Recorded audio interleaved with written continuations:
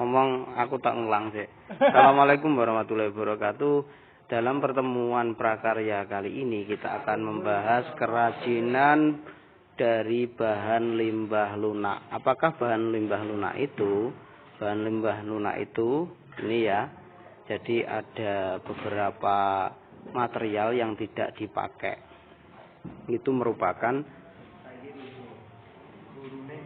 dan bisa digunakan untuk sebuah kerajinan. Oke.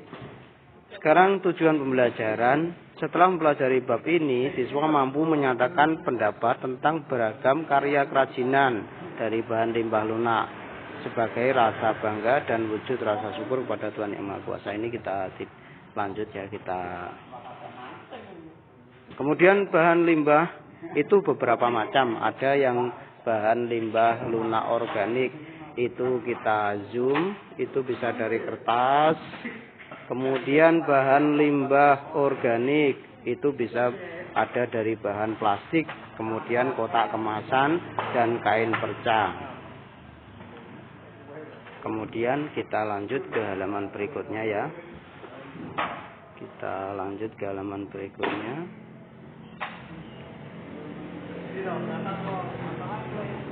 Nah, tunggu saja. Untuk adik-adik yang mau mengakses halaman ini, nanti file berupa PDF dan screenshot per materi ini akan saya kirim kepada adik-adik.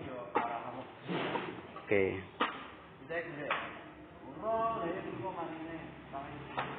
Kita lanjut ya. Ini contoh bahan limbah lunak. Kemudian ini durasinya cukup 3 menit nanti ya kita ngajarnya. Nanti adik-adik ada tugas untuk apa itu materi ini. Nanti membuat sebuah kerajinan dari bahan limbah lunak.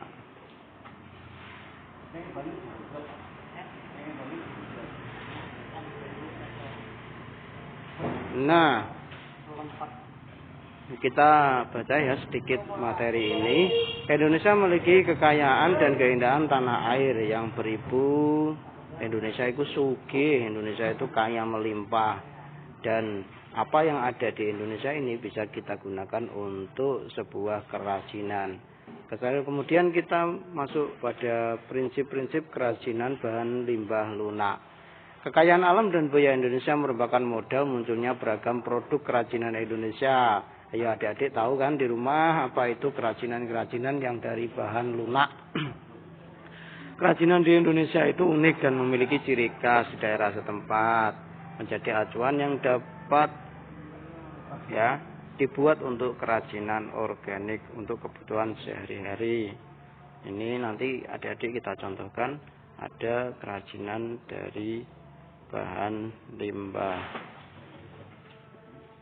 Nah, di sini ya.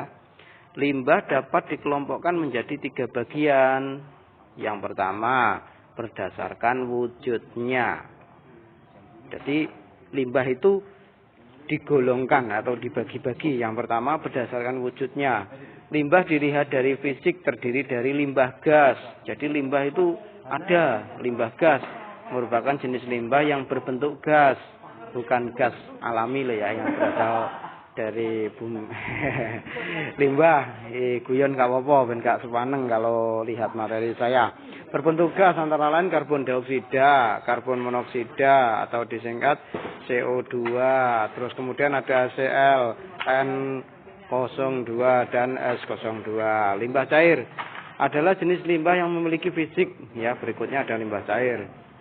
Seperti air cucian sabun itu juga limbah, air hujan.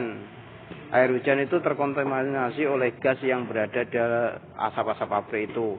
Kemudian rebusan AC, air sabun dan lain-lain, minyak goreng dan lain-lain. Kemudian limbah padat, limbah yang merupakan ya contoh kemasan plastik, botol, kertas. Nah, ini yang sangat mengganggu ini ya, karena limbah padat ini sulit untuk didaur ulang atau dicerna.